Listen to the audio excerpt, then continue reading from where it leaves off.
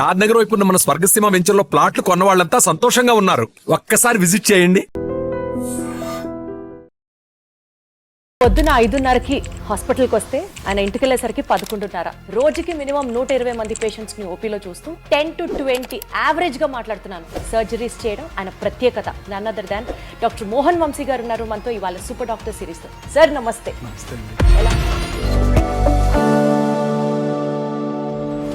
మీ practice లో this philosophy is my driving force అని మీరు నమ్మే ఫిలాసఫీ ఏంటి సార్? ఏమీ ట్రీట్మెంట్ చేయలేనప్పుడు కూడా చాలాసార్లు పేషెంట్ కొంచెం ఓపిక్గా వాళ్ళతో సానుభూతితో మాట్లాడితే వాళ్ళు చాలా కాలం బతికేస్తారు. ఇక్కడ స్టార్ట్ అవుతుంది సార్ క్యాన్సర్. క్యాన్సర్ అనేది మన శరీరంలో ఉన్న కోట్లాది కణజాలంలో అప్రతీతంగా పెరిగిపోవటానే క్యాన్సర్ అంటారు. మేల్ కి కూడా బ్రెస్ట్ క్యాన్సర్ వస్తుందా సార్? వచ్చండి, మెన్లో కూడా బ్రెస్ట్ క్యాన్సర్ వస్తుంది. అంటే పెద్దవాళ్లకు ఉన్నంత ట్రీట్మెంట్ కష్టాలు చిన్నపిల్లలకు ఉండవా సార్ క్యాన్సర్ కి సంబంధించి? రోగనిరోధక శక్తి చాలా బాగుంటుంది. పిల్లల్లో సైడ్ ఎఫెక్ట్స్ చాలా తక్కువగా ఉంటాయి. అంటే నిద్రకి క్యాన్సర్ కి కూడా సంబంధం ఉందంటారు. అయితే నిద్రపోతే క్యాన్సరే రాదు. మంచి నిద్ర అంటే ఎలా ఉంటుంది సార్? నాకు తెలియదు. మోహన్ వంశీ గారి డైట్ సీక్రెట్ ఏంటి? నాకున్న ఒకే hobby become a great chef. Oh my god, that's wonderful, that's wonderful. Even cervical cancer కూడా ఆడవాళ్ళలో ఎక్కువగా వింటున్నాం సార్. అవునండి, సర్వికల్ క్యాన్సర్ ఇన్సిడెన్స్ తగ్గుతుందండి ఇప్పుడు. బికాస్ ఆఫ్ ది పౌడర్ వేసుకుంటే క్యాన్సర్ రావడం ఏంటి సార్? అంటే ఇంటిమేట్ గా ఆ ఇన్నర్స్ లోపల వచ్చే అవకాశం ఎక్కువగా ఉంటుంది. ఒక పేద వ్యక్తికి క్యాన్సర్ వస్తే వెయిట్ చేయాల్సిందేనా సార్? మనం అనుకునే కోరిక అదొక్కటే. చాలా ఎక్స్పెన్సివ్ అండి, treatment is very expensive. Cancer treatment కి ఇన్సూరెన్స్ ఇస్తారు. అన్ని రకాల క్యాన్సర్ ట్రీట్మెంట్స్ కూడా ఇన్సూరెన్స్ కవర్ అవుతుంది. సైన్ చేశారా మీరు ఇన్సూరెన్స్ పాలసీ కట్టినప్పుడు? చిన్నపిల్లలు మీకు ఇన్సూరెన్స్ ఇస్తారు ఇప్పుడు. అందులో చిన్న లెటర్స్, స్మాల్ లెటర్స్లో చాలా ఉంటాయి. అవన్నీ చదవకుండా మనం చివరిలో సంతకం పెట్టేస్తాం. అందులో చాలా ఉంటాయి,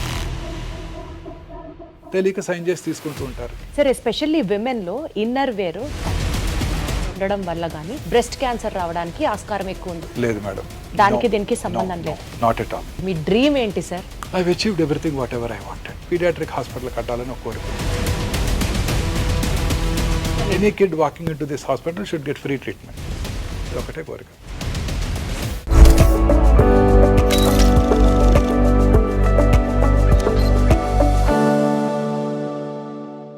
పొద్దున 5:30కి హాస్పిటల్కి వస్తే ఆయన ఇంటికి వెళ్ళేసరికి 11:30. సుమారు ఒక 4-5 గంటలు పడుకుంటే చాలా గొప్ప. రోజుకి మినిమం 120 మంది పేషెంట్స్ని ఓపీలో చూస్తూ 10 to 20 యావరేజ్గా మాట్లాడుతున్నాను. సర్జరీస్ చేయడం ఆయన ప్రత్యేకత. ఇంత ఇదిగా నేను చెప్తున్నానంటే మీకు అర్థమయ్యే ఉంటుంది ఈ పాటికే. One of the leading cancer specialist, cancer surgeons in Hyderabad, and I have to tell it in the nationwide అని చెప్పొచ్చు. And he's none other than doctor Mohan Vamsi garu ఉన్నారు మనతో ఇవాళ సూపర్ డాక్టర్ సిరీస్తో. సార్ నమస్తే. నమస్తే అండి. ఎలా ఉన్నారు సార్? సార్, యాక్చువల్లీ క్యాన్సర్కి సంబంధించి పేషెంట్స్కి ట్రీట్మెంట్ అందించడంలో గత 30 సంవత్సరాలుగా మీరు పెట్టినటువంటి ఎఫర్ట్స్ ఒక్కసారి వెనక్కి తిరిగి చూసుకుంటే సార్, ఇదే నా లైఫ్ మిషన్ అని మీకు ఆ డిఫైనింగ్ మూమెంట్ ఎప్పుడు అనిపించింది సార్? సో ఈ క్యాన్సర్ అంటే ఆ రోజుల్లో way back in 1990s nobody was interested in taking up this subject. Cancer అనగానే చాలామంది క్యాన్సర్ పేషెంట్స్ని ఆపరేట్ చేస్తే my own boss in JIPMER Pondicherry said, అరే why do want to choose cancer surgery? You operate on cancer patients, they die of metastasis. You operate on cancer patients, they come back with disease recurrence అని నన్ను భయపెట్టారు. You will get frustrated in your life. ఆయన doctor Mehta అని use a professor of surgery in Pondicherry JIPMER, where I studied. నేను MBBS చేసిన MS కూడా అక్కడే చేశాను పాండిచేరిలో. ఆయన అన్నారన్నమాట, so cancer surgery is for older people like me, not for younger people like you. నువ్వు చాలా ఫ్రస్ట్రేషన్కి గురవుతావు వీళ్ళందరినీ చూసి, క్యాన్సర్ తిరిగి రావటం, క్యాన్సర్ పేషెంట్స్ చనిపోవటం చూసి అని ఆ రోజుల్లో అన్నారు నాతో. అయినప్పటికీ I was very keen cancer surgery చేయాలని ఆ రోజుల్లోనే అనుకున్నాను అనమాట, వే బ్యాక్ ఇన్ 1990s. ఎందుకు సార్ ఆయన మిమ్మల్ని డిమోటివేట్ చేసిన? Why only cancer? ఆ రోజుల్లో క్యాన్సర్ ప్రోగ్నోసిస్ అలానే ఉండేది. క్యాన్సర్ కింద అడ్వాన్స్ ట్రీట్మెంట్స్ ఉండేవి కావు. సో ఆ రోజుల్లో అక్కడ పాండిచేరిలో క్యాన్సర్ ఇన్సిడెన్స్ కూడా చాలా ఎక్కువ ఉండేది. క్యాన్సర్ పేషెంట్స్ ఎక్కువగా జిప్మార్ పాండిచేరికి వచ్చేవాళ్ళు అనమాట. So it was challenging, it was very challenging. Major surgeries, 6 to 8 hour surgeries, ఒక ఆర్గన్ని తీసేయటం, ఆ తర్వాత వాళ్ళని జాగ్రత్తగా రేడియేషన్, కీమోథెరపీ ఇవ్వడం చాలా ఛాలెంజింగ్గా ఉండేది. So that was very interesting to me. So అందుకే ఎంఎస్ అయిపోగానే ఇమీడియట్గా నేను అడిఆర్ క్యాన్సర్ ఇన్స్టిట్యూట్ ఎంట్రన్స్ రాసి అక్కడ సీట్ తెచ్చుకోవడం, MCH surgical oncology prestigious institute in the country, cancer institute అడియార్లో నేను నా పోస్ట్ గ్రాడ్యుయేషన్ చేయడం జరిగింది. Sir cancer treatment, cancer prognosis మీరు చెప్పినట్లు చాలా ఛాలెంజింగ్గా ఉన్నప్పటికీ ఈక్వల్గా టైరింగ్గా కూడా అనిపించిందా సార్ ఎప్పుడన్నా? Very tiring madam. చాలాసార్లు చాలా ఫ్రస్ట్రేటింగ్గా కూడా ఉంటుంది. ఎంతో కష్టపడి ఆపరేషన్ చేస్తాము, దానికి కీమోథెరపీ ఇస్తాము, రేడియోథెరపీ ఇస్తాము, ఫస్ట్ ఫాలోఅప్లోనే జబ్బు తిరిగి రావడం జరుగుతుంది. మా సీనియర్ సర్జన్ ఒక ఆయన చెప్పారు, the unpredictable biological behaviour of the cancer makes the most predictable treatment unpredictable. అంటే మనం ఎంతో కష్టపడి ఆ క్యాన్సర్ బిహేవియర్ ఎలా ఉంటుందంటే మనం అసలు ప్రెడిక్ట్ చేయలేము. ఎంతో కష్టపడి దానికి మనం వైద్యం చేసినప్పటికీ కూడా తిరిగి వస్తుంటాయి. అప్పుడు చాలా ఫ్రస్ట్రేటింగ్గా ఉంటుంది, డిప్రెసింగ్గా కూడా ఉంటుంది. ఏంటి సార్ యూజువల్గా ఒక పేషెంట్ బాధతో డాక్టర్ దగ్గరికి వస్తారు, కానీ డాక్టర్కి కూడా డిప్రెషన్ ఉంటుంది, డాక్టర్ కూడా ఫ్రస్ట్రేటెడ్గా ఫీల్ అవుతారు, డాక్టర్ కూడా స్ట్రెస్ ఫీల్ అవుతారు అని చాలా తక్కువ మంది అర్థం చేసుకుంటారు. Quite stressful to doctors and cancer surgeons. Absolutely sir, I agree. చాలాసార్లు తిరిగి వచ్చినప్పుడు వాళ్ళకన్నా మాకు ఎక్కువ బాధ ఉంటుంది. అంటే వాళ్ళకు ఉండదని కాదు, మాకు కూడా డిప్రెసింగ్గా ఉంటుంది. రిపోర్ట్ వచ్చినప్పుడు వాళ్ళు పోస్ట్ ఫాలోఅప్ వస్తారు, మార్నింగ్ వాళ్ళని ఎగ్జామిన్ చేసి స్కాన్ రాయడం జరుగుతుంది. ఆ స్కాన్ రిపోర్ట్ తీసుకొచ్చినప్పుడు మేము కూడా మనసులో అమ్మో దేవుడా వీడికి రిపోర్ట్ వీడికి రికరెన్స్ రాకూడదు అనుకొని ఓపెన్ చేస్తుంటారు రిపోర్ట్. మేము కూడా మాకు కూడా చాలా టెన్షన్తో ఉంటుంది. ఎట్లా sir, how do you deal with all this stress sir? Being a doctor, ఇంకొకళ్ళకి ఆన్సర్ చెప్పాలి, ఈక్వల్గా మీకు స్ట్రెస్ ఉంటుంది, మీలో కూడా హ్యూమన్ యాంగిల్ ఉంటుంది. డెఫినెట్గా apart from all these things ఒక వందల సంఖ్యలో పేషెంట్స్ ని రోజు చూస్తూ ఉంటారు. ఏంటి సార్ మీకు మోటివేషన్ ఫ్యాక్టర్ ఏంటి? How do you de-stress your self? మనకి ఇది I enjoy this profession. So మనకు ఒక బాధ అంటూ ఏముండదు. ఇప్పుడు if you don't like some profession and you have to work, మనం పని చేయాలంటే మనకి స్ట్రెస్ఫుల్గా ఉంటుంది. ఇది నాకు పని చేయడమే హాబీ. నాకు ఇది స్ట్రెస్ఫుల్గా ఉండదు. ఇది రోజు మార్నింగ్ ఓపీకి వెళ్ళి 100 పేషెంట్స్ చూస్తే నాకు చాలా హ్యాపీగా ఉంటుంది. That it self is meditation for me. This is what the younger generation has to learn from you sir. 8 o'clock ఓపీకి వెళ్తే 1 o'clock అయ్యే వరకు టైం తెలియదు. కడుపులో కొంచెం ఆకలి స్టార్ట్ అయితే 1 o'clock అప్పుడు 1 అయిందా అని టైం చూస్తాను. అద్భుతం సార్, అందుకనే మీరు దేవుడు. టైం తెలియదు మాకు. Right sir. అక్కడ చూస్తూనే ఉంటాను హ్యాపీగా. సార్ పాండిచ్చేరి నుంచి మీరు చేసినటువంటి ఇంటర్నేషనల్ స్టడీస్, అక్కడ ప్రాక్టీస్ చేయడం, ఆ యూనివర్సిటీస్కి వెళ్ళడం, ఫ్రాన్స్ కూడా వెళ్ళి చదువుకున్నారు. సో నేషనల్ వైడ్ అండ్ అంటే గవర్నమెంట్ హాస్పిటల్స్లో పనిచేశారు మీరు, ఇంటర్నేషనల్ హాస్పిటల్స్లో మీ వర్క్ ఎక్స్పీరియన్స్ ఉంది. అక్కడ నుంచి కమింగ్ బ్యాక్ టు ఒమేగా, ఈ మొత్తం మీ యొక్క సైకిల్ చూసుకుంటే సార్, మీ కెరియర్ సైకిల్ చూసుకుంటే, వన్ బిలీఫ్ మీ ప్రాక్టీస్లో, this philosophy is my driving force అని మీరు నమ్మే ఫిలాసఫీ ఏంటి సార్? సో ఏమీ ట్రీట్మెంట్ చేయలేనప్పుడు కూడా చాలాసార్లు పేషెంట్ కొంచెం ఓపిక్గా వాళ్ళతో సానుభూతితో మాట్లాడితే డెఫినెట్గా వాళ్ళ కాన్ఫిడెన్స్ని గెయిన్ చేస్తే వాళ్ళు చాలా కాలం బతికేస్తారండి. వాళ్ళకి ట్రీట్మెంట్ ఇవ్వలేకపోయినా చాలు, వాళ్ళకి ధైర్యం చెప్పి, నమ్మకం చెప్పి, వాళ్ళకి మనం ఆ డిసీజ్ని ఫేస్ చేసేటట్టు చేయగలిగితే వాళ్ళు చాలా కాలం బతికేస్తారు. చాలాసార్లు లేట్ స్టేజ్ క్యాన్సర్ పేషెంట్స్లో ట్రీట్మెంట్ ఏముండదు. చాలామంది చెప్తారు నువ్వు కొన్ని వారాలు బతావు, కొన్ని నెలలు బతావు, ఇంటికి వెళ్ళిపోమని. మన దగ్గరికి వచ్చినప్పుడు వాళ్ళు ఎంతో ఆశతో వచ్చినప్పుడు వాళ్ళకి ఎంతో ధైర్యం చెప్పాలి మనం. ఈ క్యాన్సర్ నేను ఒకటి గట్టిగా నమ్ముతానండి, పేషెంట్ కనుక డాక్టర్ మీద నమ్మకం ఉంటే ఖచ్చితంగా ట్రీట్మెంట్ తీసుకోకపోయినా గెలిచేస్తాడు ఆయన. What is important is that confidence, that faith. అది ఉండాలి పేషెంట్కి. ఫెయిత్ కనుక ఉంటే ఖచ్చితంగా గెలుస్తారండి. రేపు పొద్దున చనిపోయేవాడికి కూడా మీ అబ్బాయి అమెరికా నుంచి ఒక వైద్యం మెడిసిన్ తెప్పించారని చెప్పి తులసి తీర్థం నోట్లో పోయండి, ఆయన చాలా కాలం బతుకుతాడు. ఈ నమ్మకమే మోస్ట్ ఇంపార్టెంట్. ఆ నమ్మకం అనేది చాలా ఇంపార్టెంట్. ధైర్యంగా ఉంటే దేన్నైనా జయించవచ్చు. మానసికంగా మనం ధైర్యంగా ఉంటే ఏ ప్రమాదాన్నైనా నివారించవచ్చు. సో అన్ని జబ్బులకి మూల కారణం ఈ మానసిక అశాంతత, మానసికంగా ప్రశాంతితో లేకపోవటం, ఇదే మూల కారణం అండి.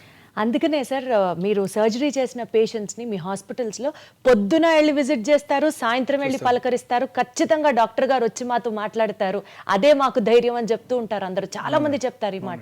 ఖచ్చితంగా చూడాలి వాళ్ళని. పేషెంట్కి ప్రతి ఫాలోఅప్లో కూడా చూస్తాను. 20 ఏళ్ల తర్వాత వాళ్ళు వచ్చినా ఖచ్చితంగా నేనే చూస్తాను. అద్భుతం సార్, అందుకనే మీరు పేషెంట్స్ పాలిట దేవుడు. అంతే, వాళ్ళందరూ నాకు బాగా గుర్తుంటారు, వాళ్ళ పేర్లు కూడా గుర్తుంటాయి, వాళ్ళు ఎవరి నుంచి వచ్చారో గుర్తుంటారు, వాళ్ళ ఫ్యామిలీ మెంబర్స్ కూడా గుర్తుంటారు. అడుగుతాను మీ హస్బెండ్ రాలేదేంటి, వాళ్ళు మీ సన్ రాలేదేంటి అని. మా బాబోయ్, అసలు hats off sir, hats off మీకు.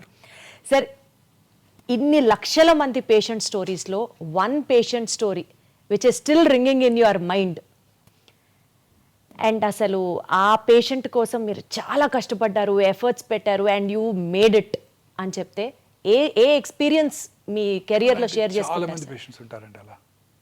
Every day is a challenge. చాలా మంది పేషెంట్స్ ఉంటారు. If you have to name one single which is close to your heart ఇవాల్టికి కూడా పేషెంట్కి మనసు పెట్టి చేస్తాం. అలా ఉంటే అదర్వైజ్ చాలా మనసు పెట్టి ఆ పేషెంట్కి ట్రీట్మెంట్ చేయాలి, ఆ పేషెంట్కి ఎంతో డెఫినెట్గా ఈ patient has to win over the cancer అని మనం ఎంతో కష్టపడినా కూడా ఆ పేషెంట్ తనకున్న మానసిక అశాంతి వలన వీ లాస్ట్ హిమ్. అలాంటి గుర్తుంటాయి. ఫీల్ అయ్యారా సార్ అలాంటివి? చాలాసార్లు ఫీల్ ఒక ఇన్సిడెన్స్ చెప్పండి సార్. అంటే we can't name him, but ఒక యంగ్ మ్యాన్ కండి. ఈ had a man is a male breast cancer patient. ఎంతో ప్రేమతో ఎంతో ఓపిక్గా అతనితో కూర్చొని అతనికి మనం ఎంతో కష్టపడి నేను మా టీం అంతా కలిసి ట్రీట్మెంట్ ఇచ్చాం.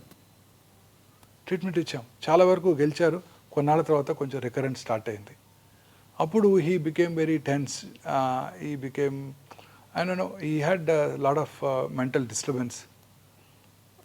దాంతో అతను చాలా డిస్టర్బెన్స్కి లోనై then he went off somewhere, he went to another centre in US and all that. So that was quite depressing అండి. సో మీరు కూడా చాలా ఫీల్ అయ్యారా సార్? డెఫినెట్గా తిరిగి వచ్చినప్పుడు ఫీల్ అయ్యాము. అతని పాపం మానసిక ప్రశాంతత లేకపోవడం వలన వి లాస్ట్ హిమ్. అయ్యో సార్, ఏంటి సార్ మేల్కి కూడా బ్రెస్ట్ క్యాన్సర్ వస్తుందా సార్? రావచ్చండి, మెన్లో కూడా బ్రెస్ట్ క్యాన్సర్ వస్తుంది. ఎట్లా సార్? అసలు ఎప్పుడు వినలేదు మెన్లో కూడా బ్రెస్ట్ క్యాన్సర్. బ్రెస్ట్ ఇష్యూ మన మెన్లోను స్త్రీల్లో కూడా ఉంటుంది. స్త్రీలలో వాళ్ళ స్త్రీల హార్మోన్స్ వల్ల బాగా డెవలప్ అవుతుంది, పురుషుల్లో అది డెవలప్ అవ్వదు.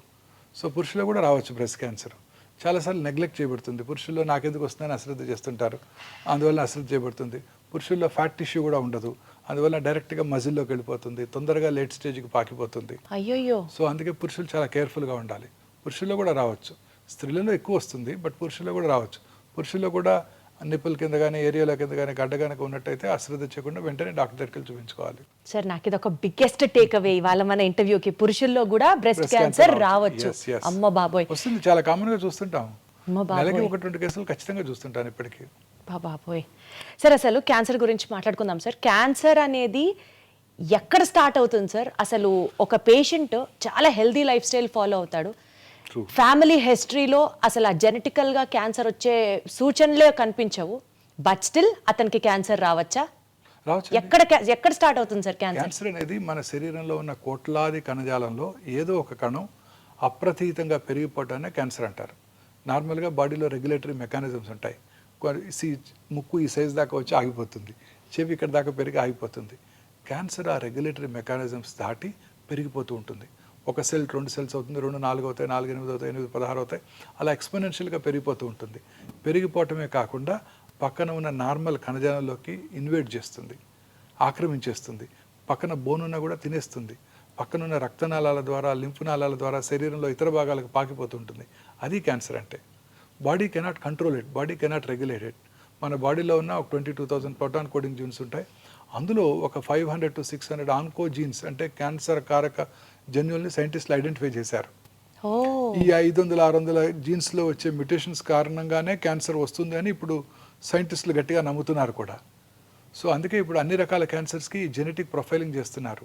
ఏ జెనెటిక్ మ్యూటేషన్ వల్ల ఈ క్యాన్సర్ వచ్చింది, ఆ జెనెటిక్ మ్యూటేషన్ ఐడెంటిఫై చేసి ఆ జెనెటిక్ మ్యూటేషన్ని టార్గెట్ చేసే మెడిసిన్స్ కూడా ఇప్పుడు అందుబాటులోకి రాబోతున్నాయి. ఇంకా స్టిల్ రీసెర్చ్ స్టేజ్లోనే ఉంది. రీసెర్చ్ స్టేజ్లో ఉంది. ఫ్యూచర్ అంతా ఇలానే ఉండబోతోంది. ప్రతి క్యాన్సర్ పేషెంట్కి ఏ మ్యూటేషన్ వల్ల ట్రీట్మెంట్ ఈ జబ్బు వచ్చింది ఐడెంటిఫై చేసి ఆ మ్యూటేషన్ని టార్గెట్ చేసే డ్రగ్స్ని కనుక మనం ఇవ్వగలిగినట్టయితే ఆ క్యాన్సర్ని కంట్రోల్ చేయడానికి అవకాశం ఉంటుంది. అచ్చా, ఓకే. సో ఇలా ఏదో ఒక మ్యూటేషన్ వల్ల మన బాడీలో మ్యూటేషన్స్ వస్తూనే ఉంటాయి. ప్రతి నార్మల్ ఇండివిజువల్ కూడా మ్యూటేషన్స్ జరుగుతూనే ఉంటాయి. కానీ ఆ మ్యూటేషన్స్ నలిఫై చేసే కెపాసిటీ మన బాడీ ఇమ్యూన్ మెకానిజమ్స్కి ఉంటుంది. మన ఇమ్యూన్ మెకానిజమ్స్ ఎప్పుడైతే దెబ్బతిన్నప్పుడో, మన ఇమ్యూనిటీ తక్కువగా ఉన్నప్పుడో ఆ మ్యూటేషన్స్ టేక్స్ అప్పర్ హ్యాండ్, పై చేయి తీసుకుని అవి క్యాన్సర్గా మారతాయి. అసలు మ్యూటేషన్ ఎందుకు జరుగుతుంది సార్ బాడీలో? తెలియదు, బాడీలో జరుగుతూ ఉంటుంది మ్యూటేషన్స్. దానికి మనకేం సంబంధం లేదు, that we can't control it. But ఆ మ్యూటేషన్ కంట్రోల్ చేసే కెపాసిటీ మనలో ఉంది. వండర్ఫుల్ సార్, అసలు హ్యూమన్ ఫిజియాలజీ ఆ కెపాసిటీ మనలో ఉంది. ఆ కెపాసిటీ దెబ్బతిన్నప్పుడు ఈ cancer takes upper hand, cancer వచ్చేస్తుంది. సో ఆ మ్యూటేషన్ని నలిఫై చేసే, మ్యూటేషన్ని నిలుపుదల చేసే కెపాసిటీ మన బాడీ యొక్క రోగనిరోధక శక్తి. మన బాడీ రోగనిరోధక శక్తి ఎప్పుడు బాగుంటుంది? మనం హ్యాపీగా ఉన్నప్పుడు బాగుంటుంది. మనం ప్రశాంతంగా నిద్రపోతూ సంతోషంగా గడిపినట్టయితే ఈ జబ్బులు రానే రావు. మరి ఎట్లా సార్? ఒక మనిషి హెల్దీగా ఉన్నాడు, అతనికి ఎలాంటి సైన్స్ సిమ్టమ్స్ లేవు, బట్ స్టిల్ క్యాన్సర్ ఎలా వస్తుంది? రావచ్చు. కొన్నిసార్లు ఆ మ్యూటేషన్స్ ప్రిడామినెంట్గా ఉన్నప్పుడు రావచ్చు. చిన్నపిల్లలు ప్రశాంతంగానే ఉంటారు పాపం, వాళ్ళకి ఎటువంటి చీకు చింత లేవు, బాధలు లేవు, ఇన్కమ్ దాని గురించి ఆలోచించాల్సిన అవసరం లేదు, వాళ్ళలో కూడా క్యాన్సర్ వస్తుంది.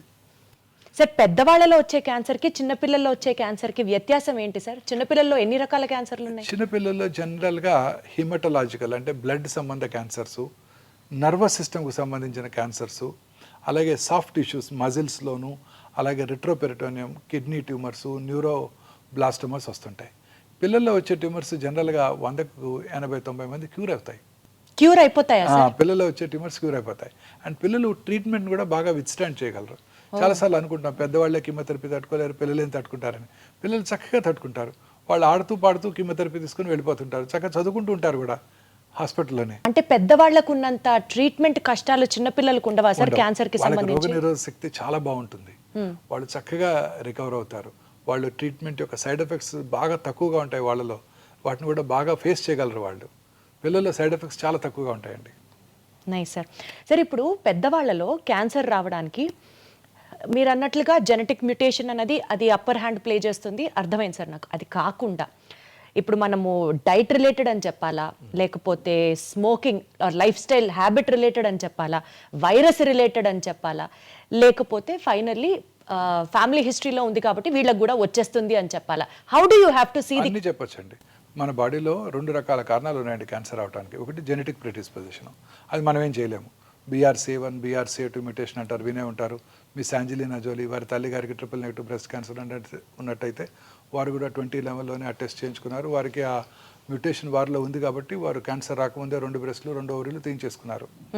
అలా రకరకాల రెట్ మ్యూటేషన్ అని మెడులరీ కార్సినోమా, థైరాయిడ్కి, ఫెమిలియల్ ఎడినోమాటస్ పాలిపోసిస్ కొని అని, కోలన్ క్యాన్సర్కి మ్యూటేషన్స్ ఉన్నాయి. ఆ మ్యూటేషన్స్ని కనుక ఉన్నట్టయితే వాళ్ళు ఖచ్చితంగా క్యాన్సర్ వస్తుంది.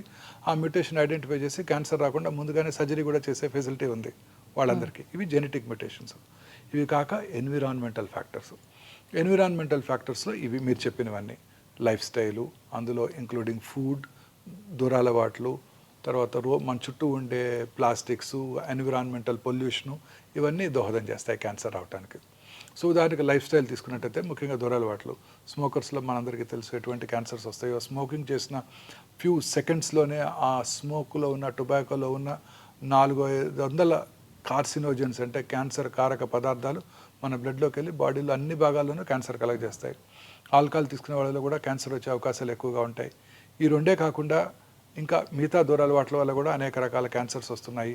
మనం తీసుకునే ఆహారము, ఈ processed foods, high fatty diet, low fibre diet, fresh fruits, greens తక్కువగా తీసుకుంటూ చాలామంది ఈ మధ్యకాలంలో ఈ కంటామినేటెడ్ ఆయిల్స్తో ప్రాసెస్డ్ ఫుడ్స్, రకరకాల ప్రిజర్వేటివ్స్, తర్వాత కలరింగ్ ఏజెంట్స్ వాడుతున్నారు. వీటన్నిటి వల్ల కూడా క్యాన్సర్ వస్తుంది. అవే కాక ఇంకా pollution, environmental pollution, automobile pollution urban ఏరియాస్లో, తర్వాత thermal power plant, asbestos industry, aluminium factories, plastic ఇండస్ట్రీలో పనిచేసే వాళ్ళలోను, సిగరెట్ టొబాకో ఇండస్ట్రీలో పనిచేసే వాళ్ళలోను, వీళ్ళందరి దగ్గర కూడా క్యాన్సర్స్ వచ్చే అవకాశాలు ఉంటాయి. ఫెర్టిలైజర్ ప్లాంట్స్లోను. సార్ ఇప్పుడు మీరు చెప్పినటువంటి రీజన్స్ అన్నిటితో పాటు ఎక్కడో విన్నాను సార్, బయటికి వెళ్తే పొల్యూషన్కి మనము పొల్యూషన్లో ఉన్నప్పుడు మనకి క్యాన్సర్ రావడానికి ఆస్కారం ఎక్కువ ఉంది because of the toxic substances. అవి కాకుండా ఇంట్లో మనం వాడే కెమికల్స్ బట్టి కూడా ఇండోర్లో ఉండే వాళ్ళకి కూడా క్యాన్సర్ రావడానికి చాలా కేసెస్ ఉన్నాయి అని విన్నాను. ఎంతవరకు కరెక్ట్ సార్ ఇది? తప్పనిసరిగానండి. అనేక రకాల కెమికల్స్, మనం వాడే టూత్పేస్ట్, మనం వాడే షాంపూస్, మనం వాడే సోప్స్, మనం వాడే ఇంట్లో వాడే food substances, floor clearance, disinfectants లో కూడా రిపెల్లెంట్స్, ఇవన్నీ మనం నేచర్తో ఫైట్ చేస్తున్నామండి. మార్నింగ్ లేవగానే synthetic toothpaste, plastic tooth brush, plastic bucket, hot water. Tooth paste కి క్యాన్సర్ కి సంబంధం ఉందా సార్? అన్ని రకాలుగానండి. అన్ని రకాల కెమికల్స్ వల్ల కూడా క్యాన్సర్స్ వస్తాయి. మనం వాడే టూత్పేస్ట్, మనం వెళ్ళి కార్లో కూర్చోగానే ఆ కార్లో ఉన్న ఇంటీరియర్, ప్లాస్టిక్ ఇంటీరియర్, ఆ స్మోక్కి ఆ ప్లాస్టిక్ మైక్రో ప్లాస్టిక్స్ అని మనం ఇన్హేల్ చేస్తాం. ప్లాస్టిక్ వాటర్ బాటిల్లో వాటర్ తాగుతాం. ఇవన్నీ కూడా క్యాన్సర్ కారకాలేనండి.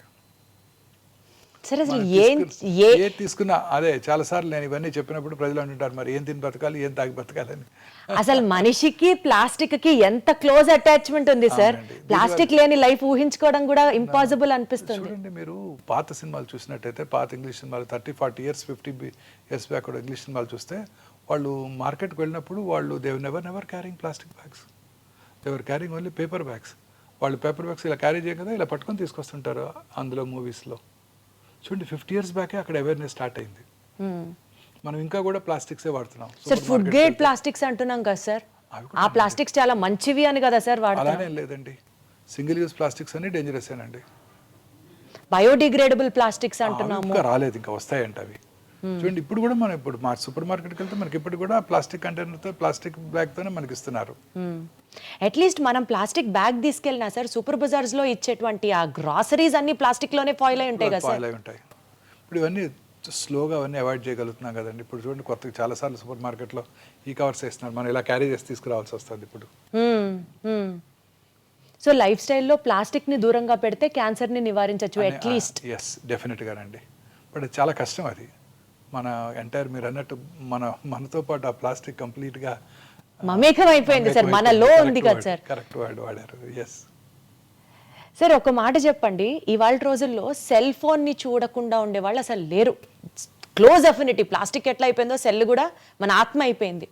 సెల్ ఫోన్ గనక ఎక్కువ వాడితే బ్రెయిన్ ట్యూమర్స్ వస్తుంది అని అంటున్నారు, అది నిజమేనా? ఎస్, ఓల్డెన్ డేస్లో ఈ పాత అంటే ఒక 10 years బ్యాక్ ఉన్న మొబైల్ ఫోన్స్లో రేడియేషన్ ఎక్స్పోజర్ ఎక్కువగా ఉండేది.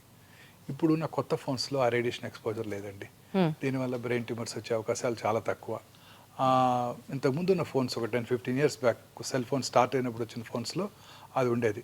పెరోటిడ్ ట్యూమర్స్ అలాగే బ్రెయిన్ ట్యూమర్స్ వచ్చే అవకాశాలు ఎక్కువగా ఉంటాయని అబౌట్ 2014లో WHO గైడ్లైన్స్ కూడా జారీ చేయడం జరిగింది. పిల్లలకి ముఖ్యంగా సెల్ ఫోన్స్ అవాయిడ్ చేయాలని కూడా వాళ్ళు చెప్పడం జరిగింది. అంటే సార్ ఇప్పుడు ఉన్నటువంటి స్మార్ట్ ఫోన్స్ అనాలా, కాస్ట్లీ ఫోన్స్ అనాలా? Smart phones. సో అంటే తక్కువ ఫోన్స్ లో ఇప్పటికీ రిస్క్ ఉంది? లేదండి, తక్కువే ఉంది రిస్క్. ఆ generation of phones have been now discontinued. So పర్వాలేదు, ఫోన్ వాడితే బ్రెయిన్ ట్యూమర్ అయితే రాదు అంతవరకు. కానీ ఫోన్ వాడితే ఇంకా చాలా ప్రమాదాలు ఉన్నాయండి. మీరు రాత్రిపూట మొబైల్ స్క్రీన్ చూస్తూ పడుకున్నారనుకోండి, రాత్రి 10 దాకా 11 దాకా, అది ఆ బ్లూ లైట్ మిమ్మల్ని డిస్టర్బ్ చేస్తుంది. సో మీ నిద్ర డిస్టర్బ్ అవుతుంది. ఆ నిద్ర మనం చక్కగా ఎర్లీగా నిద్రపోయినప్పుడు 9-10 కల్లా నిద్రపోయినట్టయితే 1 o'clock 2 AM మనకి మన బాడీలో మెలటోనిన్ అనే హార్మోన్ ఉత్పత్తి అవుతుందండి. ఆ melatonin as a strong anti cancer properties, అనేక రకాల క్యాన్సర్స్ రాకుండా చేస్తుంది. మీరు రోజు ఆ 11 పడుకునే ముందు లేట్గా ఈవినింగ్ టీవీ చూడటం, లేట్గా ఆ తర్వాత మొబైల్ ఫోన్ చూస్తూ పడుకోవటం, అందులో మెసేజెస్ ఆన్సర్ చేయటం, మీ వర్క్ అంతా డిక్టేట్ చేయటం మీ అసిస్టెంట్స్కి కొలీగ్స్కి చేస్తూ పడుకుని రాత్రి 10 మొబైల్ ఫోన్తో పడుకున్నారనుకోండి, ఆ బ్లూ లైట్తో your entire rhythm gets disturbed. Sir ఇప్పుడు ఇదే పాయింట్ మీద ఒక డౌట్ సార్, 2-3 ఆ టైంలో మెలటోనిన్ హార్మోన్ సెక్రీట్ చేస్తుంది body, that has anti cancer properties అంటున్నారు. Many other properties also. Sir ఇప్పుడు పడుకోవడమే 2 పడుకున్నాం సార్, 5-6 మెలటోనిన్ రిలీజ్ అవ్వదా బాడీలో? అవునండి, మనకి ఆ ప్రశాంతత నిద్ర, ఆ రిథమ్ కావాలి. పగలు పని చేయటం, రాత్రి ఎర్లీగా పడుకోవటం, ఎర్లీగా డిన్నర్ చేయటం, 8-9 గంటల టీవీ పూర్తిగా 2 పడుకొని 10 లేస్తాం, శుభ్రంగా 8 గంటలు మేము పడుకున్నాంగా అంటారు. లేదండి, that will not have the same effect. మన బాడీకి రిథమ్ ఉందండి. రాత్రిపూట పడుకోవటం, పగలు పని చేయటం. సో పగలు చక్కగా 8 నుంచి సాయంకాలం 5 పడుకుంటాం, మెలటోనిన్ ఉత్పత్తి అవుతుందంటే అవ్వదా సార్? అవ్వదు.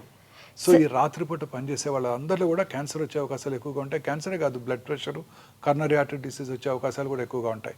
బ్రెస్ట్ క్యాన్సర్ వచ్చే అవకాశాలు స్త్రీలలో ముఖ్యంగా ఈ రాత్రిపూట అంతా బీపీఓ కంపెనీస్లో పనిచేస్తుంటారు, టాల్ టవర్స్లో, వెల్ లిట్ టవర్స్లో, వాళ్ళలో అసలు మెలటోనిన్ ఉత్పత్తి అవ్వదు, వాళ్ళకి క్యాన్సర్స్ వచ్చే అవకాశాలు, అనేక రకాల ఎలిమెంట్స్ వచ్చే అవకాశాలు కూడా చాలా ఎక్కువ. అంటే నిద్రకి క్యాన్సర్ కి కూడా సంబంధం ఉందంటారు అయితే? నిద్రపోతే క్యాన్సరే రాదు.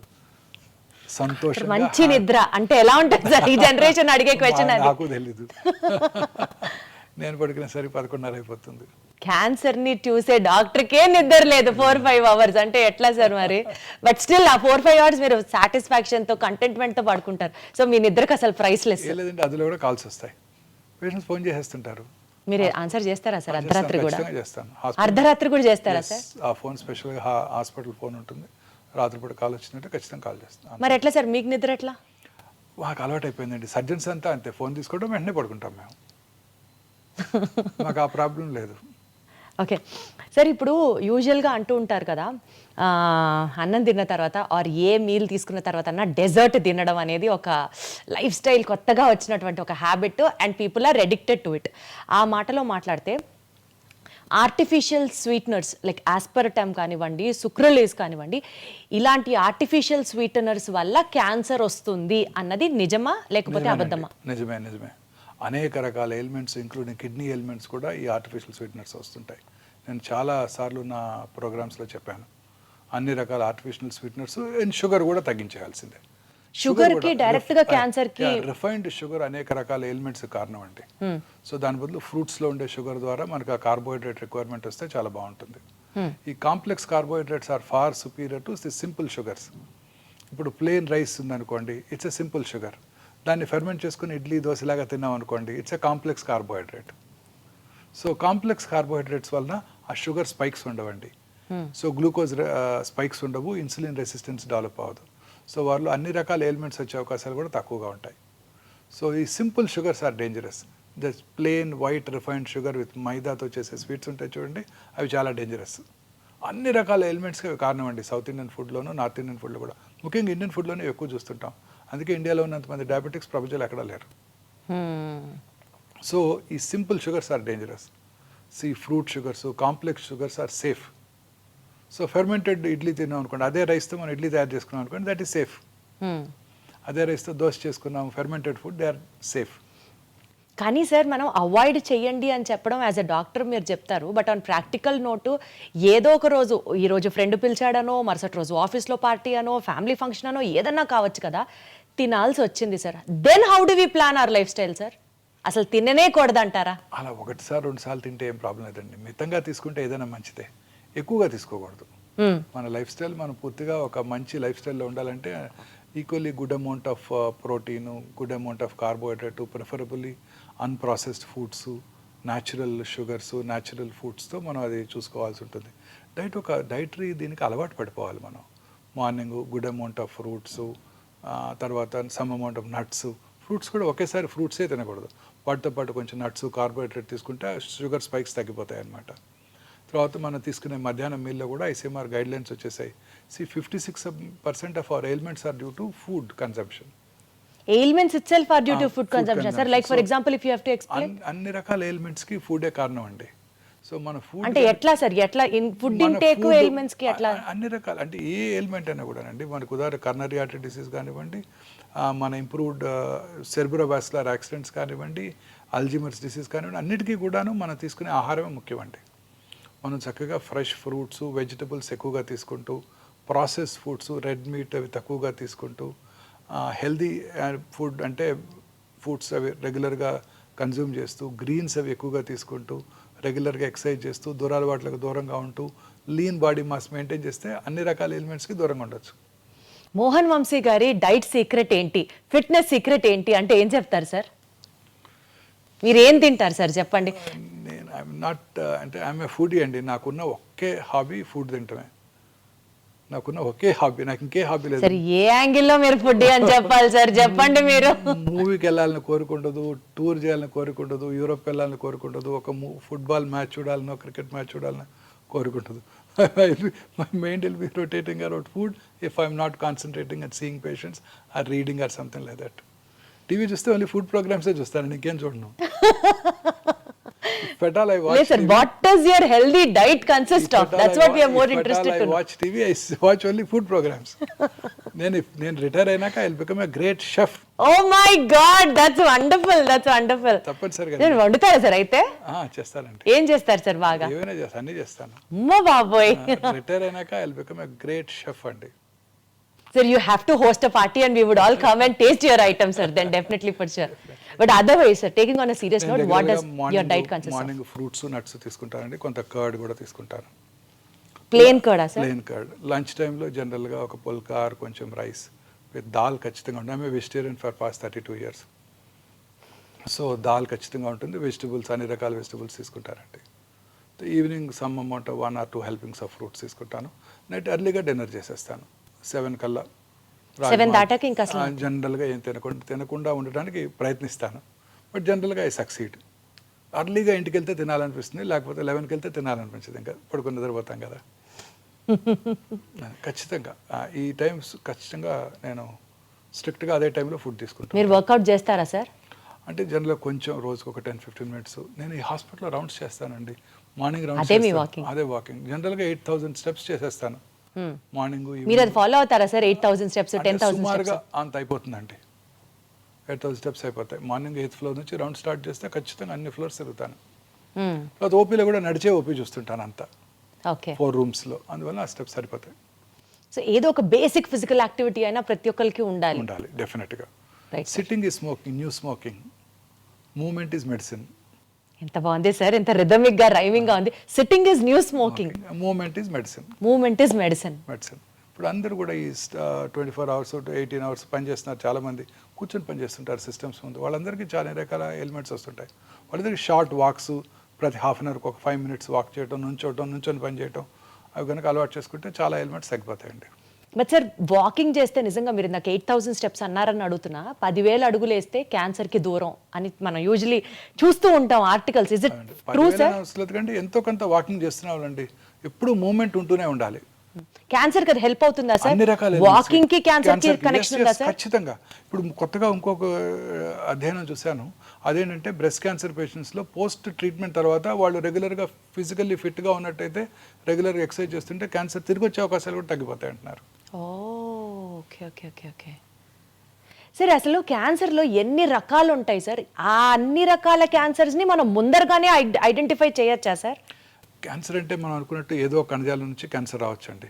సో బ్రాడ్గా 2 రకాల క్యాన్సర్స్ చూస్తుంటాం. ఒకటి సాలిడ్ ఆర్గన్స్ అంటే బ్రెస్ట్, లంగ్, బోను, బ్రెయిన్, కోలను, స్టమక్ అనమాట.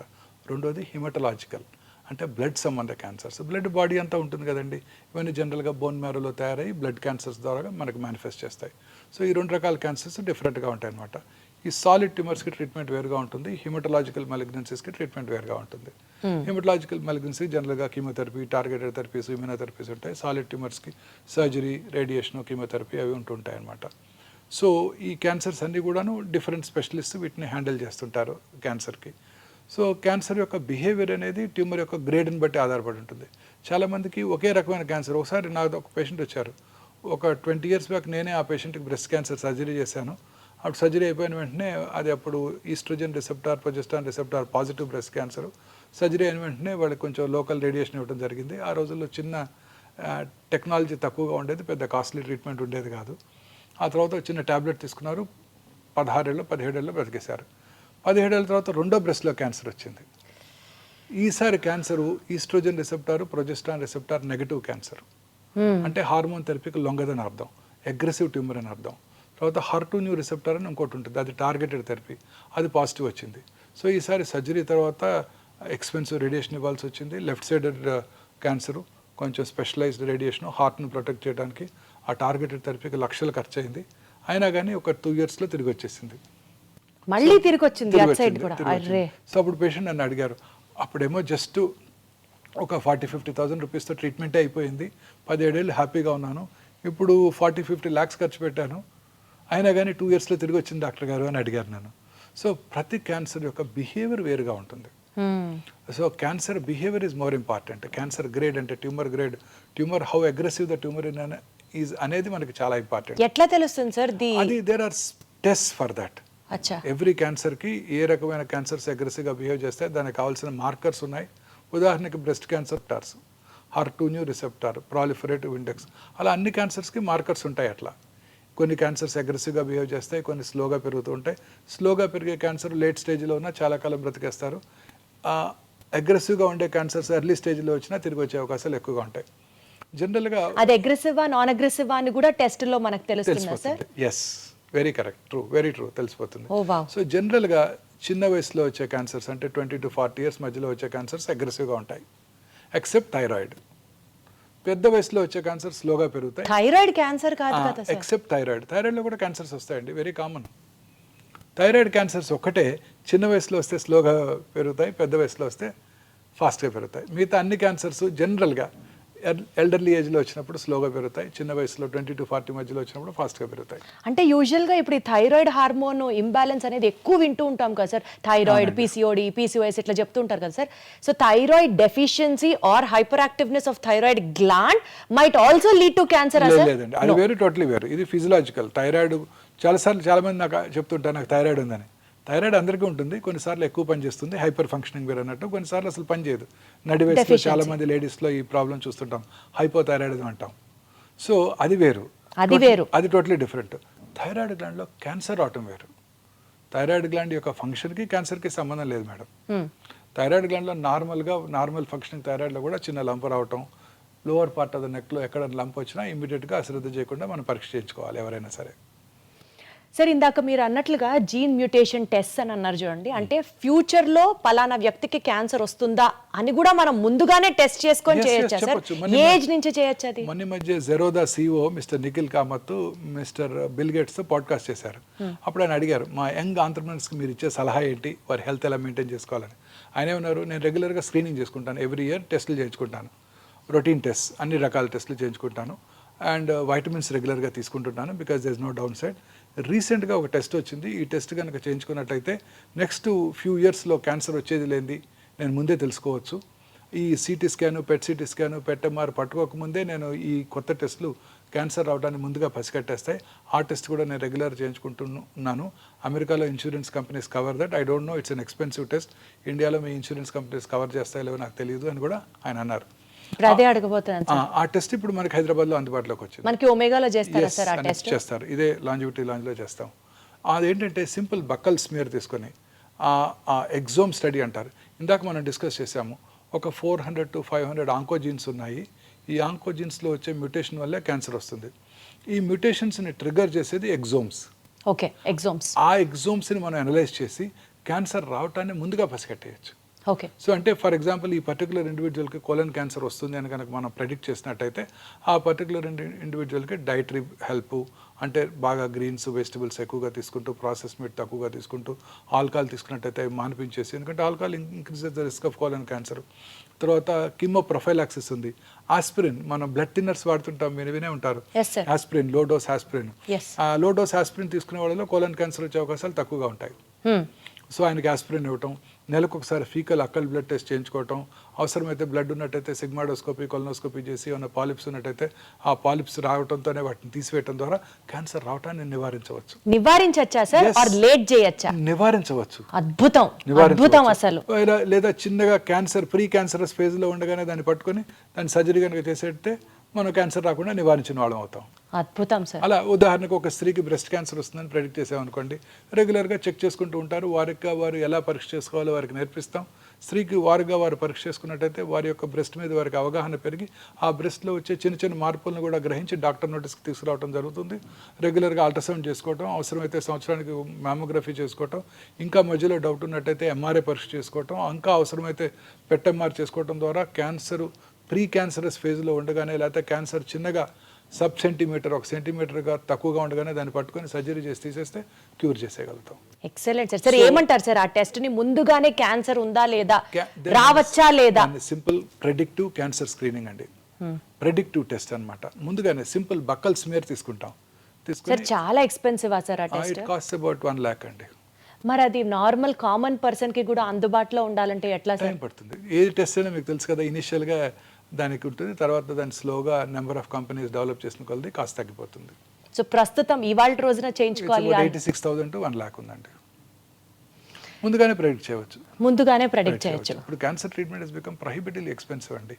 ఈ monoclonal antibodies, targeted therapies, I have to talk about that also sir. చాలా ఎక్స్పెన్సివ్ అండి, ఇవన్నీ ఇంపోర్టెడ్ మాలిక్యూల్స్ కదండి. సార్ ఇందాక మీరు ఒక మాట అన్నారు, బ్రెస్ట్ క్యాన్సర్కి సంబంధించి స్క్రీనింగ్ ప్రొసీజర్స్ అని. యూజువలీ సార్, అంటే నేను ఒక బ్రాడర్ పర్స్పెక్టివ్ అడుగుతున్నాను మిమ్మల్ని. ఇప్పుడు లేడీస్ వచ్చి మ్యామోగ్రామ్ చేయించుకోవాలి అన్నా, బ్రెస్ట్ క్యాన్సర్కి సంబంధించిన స్క్రీనింగ్ టెక్నిక్స్ చేయించుకోవాలి అని అన్నా, టెక్నీషియన్ దగ్గర నుంచి రేడియేషన్ రిపోర్ట్ చేసినటువంటి డాక్టర్ దాకా మేల్ ఉండొచ్చు, లేకపోతే వాళ్ళకి కొంచెం ఆ ఎంబరాస్మెంట్ ఉండొచ్చు స్క్రీన్ చేయించుకోవడానికి. ఇలాంటివన్నీ అవాయిడ్ చేయడానికి do we have any other means of? అన్ని హాస్పిటల్స్లో కూడా మ్యామోగ్రఫీ చేసేవాళ్ళు లేడీ టెక్నీషియన్సే ఉంటారు 100%. మెయిల్ టెక్నీషియన్ ఉండే అవకాశమే లేదండి, ఫీమేల్ టెక్నీషియన్సే ఉంటారు. తర్వాత అల్ట్రాసౌండ్ రూమ్లో కూడా అన్ని హాస్పిటల్స్, నో ఎక్సెప్షన్స్, అన్ని హాస్పిటల్లో కూడా విమెన్ టెక్నీషియన్సే ఉంటారు. అద్భుతం. అంటే సార్ చాలా చోట్ల, చాలా మేజర్ హాస్పిటల్స్లో లేడీ డాక్టర్సే ఉంటున్నారు కూడా. ఇప్పుడు మా దగ్గర మెగా బ్రెస్ట్ క్లినిక్లో 100% లేడీ సర్జన్ ఉంటారు, లేడీ రేడియాలజిస్ట్ ఉంటారు, లేడీ టెక్నీషియన్స్ ఉంటారు, లేడీ అల్ట్రాసౌండ్ దగ్గర కూడా నర్సెసే అసిస్టెంట్గా ఉంటారు 100%. సో ఎస్పెషల్లీ ఆడవాళ్ళకి సంబంధించి ఈ బ్రెస్ట్ క్యాన్సర్, సర్వికల్ క్యాన్సర్ కి సంబంధించి కూడా ఎక్కడైనా టెస్ట్ చేయించుకోవాలి, స్క్రీనింగ్ చేయించుకోవాలి అంటే ఫస్ట్ అక్కడ డాక్టర్స్ ఎవరు ఉంటారు, అయ్యో వాళ్ళకి ఇప్పుడు చూపించాలా అన్న ఒక చిన్న ఇన్హిబిషన్తో ఆగిపోతూ ఉంటారు. అన్ని హాస్పిటల్లో లేడీ డాక్టర్సే ఉంటారండి. అన్ని మేజర్ హాస్పిటల్స్లో కూడా. సార్ ఈ మధ్య కాలంలో రీసెంట్ ఇన్సిడెంట్స్ బ్రెస్ట్ క్యాన్సర్ ఎట్లయితే రేట్ పెరిగిపోయింది అని వింటున్నామో, బాగా పెరిగిపోయింది అని, ఈవెన్ సర్వికల్ క్యాన్సర్ కూడా ఆడవాళ్ళలో ఎక్కువగా వింటున్నాం సార్. అవునండి, సర్వైకల్ క్యాన్సర్ ఇన్సిడెన్స్ తగ్గుతుందండి ఇప్పుడు. Because of the vaccine. అంటే not only because of the vaccine, hygiene ప్రజల్లో అవగాహన పెరగటం వల్ల. See what is the most important cause for cervical cancer? Human papillomatous virus infection. ఈ వైరస్ ఇన్ఫెక్షన్ తేమ కలిగిన వాతావరణంలో, హ్యూమిడ్ ఎన్విరాన్మెంట్, కోస్టల్ ఏరియాస్లో ఎక్కువగా వ్యాప్తి చెంది అక్కడ వాళ్ళకి socially and economically backward sections of the సొసైటీలో హైజీన్ మీద అవగాహన లేదు. డ్యూరింగ్ ఎస్పెషలీ పీరియడ్స్ టైంలో వారికి ఎలా హైజీనిక్గా ఉండాలి అన్న దాని మీద అవగాహన లేకపోవడంతో ఆ వైరస్ ఎక్కువగా వ్యాప్తి చెందుతోంది. అలాగే వారి సెక్షువల్ పార్ట్నర్స్ కూడా హైజీన్ మీద అవగాహన లేదు. చాలామందిలో మల్టిపుల్ సెక్షువల్ పార్ట్నర్స్ కూడా ఉండొచ్చు. వాళ్ళలో ఈ క్యాన్సర్ ఇన్సిడెంట్స్ ఎక్కువ. ఇప్పుడు ఇవన్నీ కూడా బాగా తగ్గిపోయాయి.